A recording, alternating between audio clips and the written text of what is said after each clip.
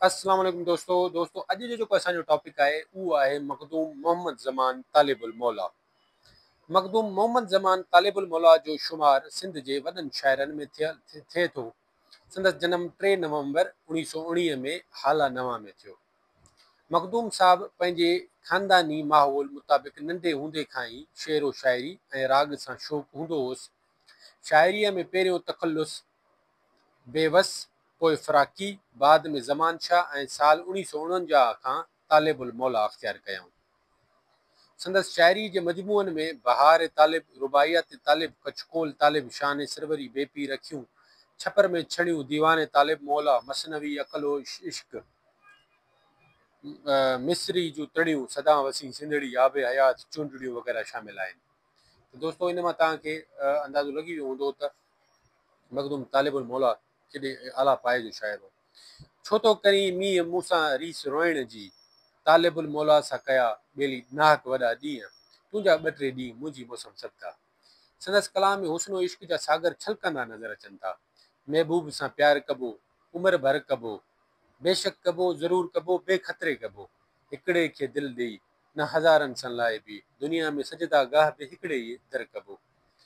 ॿिए हंधि चवे थो त अॼु कंदासीं ॻाल्हियूं सफ़ा, पोइ तूं खटी या मां खटां। त दोस्तों ही उस्ताद मोहम्मद यूसुफ जो ॻायल बि अथव, तव्हां उहो बि ॿुधी सघो था। कन ॾेई ॿुध बेवफ़ा, पोइ तूं खटी या मां खटां। हुसन तुंहिंजे इश्क मुंहिंजे जंग जो 3 साल थिया, अॼु कंदासूं फ़ैसिलो, पोइ तूं खटी या मां खटां। संग दिलि तोसां लॻाई जान जी बाज़ी अथमि, हा हा कंदुसि पर इंतिहा, पोइ तूं खटी या मां खटां। मखदूम साहब विरांङे खां पोइ उन्हनि शाइरनि मां आहे जिन सिंध जी सिन्फ़ काफ़ी खे मक़बूल कयो। संदसि गज़ल जे बारे में मिर्ज़ा अब्बास अली बैग लिखे थो त तालिबुल मौला उहो शाइर आहे जंहिं ऐन वक़्त ते सिंधी गज़ल में इनकलाब पैदा कयो, मुतग़ज़िलीन लाइ हिकु नई शाहरा पैदा कई। संदसि शाइरीअ में